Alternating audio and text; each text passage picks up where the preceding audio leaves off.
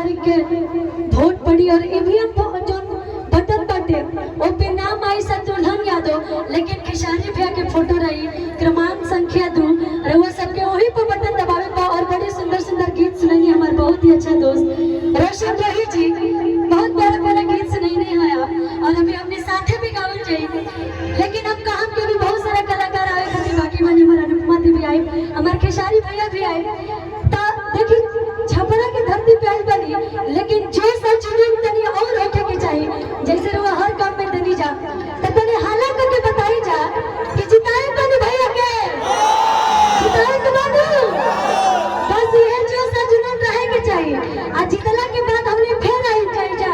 आप सबके फरमाइश जो है सब पूरा करे खातिर आ जवान भी वादा भइल बटे हमहू एगो छोट बहिन है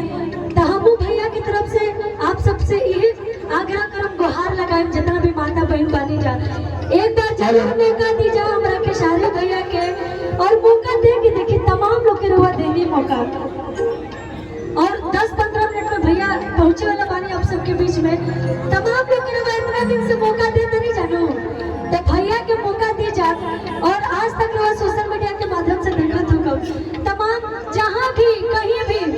अगर सेवा के मौका कहीं भी मिलेला तो सबसे पहले खेसारी भी हो जा खड़ा होनी तो भैया के लाज रखे बा हम सब कलाकारन के लाज रखे बा अगर जाइल बनी जा एक बार हमारे साथ कहा कि अग मैला